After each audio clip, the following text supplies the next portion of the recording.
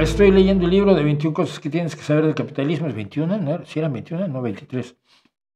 Y la tesis es que el capitalismo es un buen modelo para generar riqueza, pero nunca en su versión neoliberal. Sí, ese es el problema que tenemos. Que las otras opciones que hemos utilizado no generan riqueza como la genera el capitalismo. Entonces, si el capitalismo permite generar riqueza, pues usémoslo para generar riqueza, pero no dejarlo libre para que actúe sin control alguno. En lo que tenemos otra solución mejor. Yo sueño todavía con una solución mejor, pero de momento no la he encontrado. Y efectivamente, el capitalismo tiene formas de generar riqueza. El Estado no debe generar riqueza. El Estado debe administrar la riqueza y distribuir la riqueza dentro de lo posible y controlar que la riqueza de unos no resulte una forma de atropellar y de ponerle la bota en el cuello a otros. Esa es la tragedia de la socialdemocracia. Se tuvo que resignar, por lo menos de momento, al hecho de que no tenemos opción. Y si no tenemos opción, podemos hacer dos cosas: tratar de controlar el capitalismo a través de leyes progresistas, incluso de convencimiento a veces hacia sectores de la industria y de las finanzas, y ponerle bozal y cortarle las garras al animal y usarlo para beneficio de toda la sociedad dentro de lo posible, o decir, no, yo no tengo nada que ver con eso, yo voy a luchar contra el maldito capital toda la vida y voy a levantar en armas y voy a hacer cosas clandestinas y voy a impedir que los obreros triunfen en sus reclamaciones cuando se van a la huelga, porque claro, si les das cosas a los obreros, pues luego ya no quieren hacer la revolución, y empeñarse en la idea marxista, ¿no?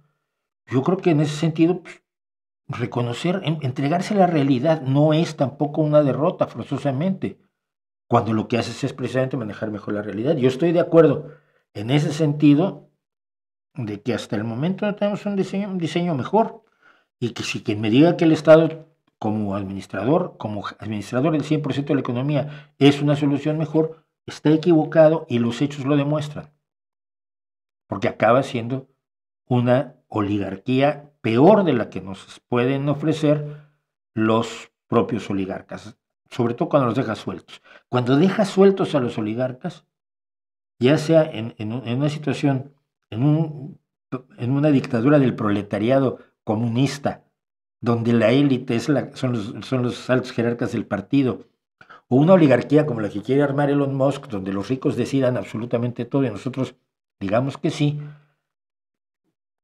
finalmente el que sale perdiendo es el ciudadano común y corriente, ¿no? Entonces, el luchar contra los dos tipos de oligarquía nos lleva indefectiblemente a pensar en un Estado lo suficientemente fuerte para impedir que Elon Musk se apodere de él solo porque tiene dinero, un Estado lo suficientemente fuerte para promulgar leyes que sean beneficiosas para la gran mayoría de la gente, y un Estado que no se salga de sus límites tratando de convertirse en lo que no es, en un empresario, en un comerciante. El Estado tiene funciones muy, muy específicas que la ultraderecha libertariana le quiere quitar y que le parecen poco a la ultraizquierda. Y yo no es que crea yo en el justo medio, es que en este caso concreto, el Estado funcionando así ha demostrado que logra cosas.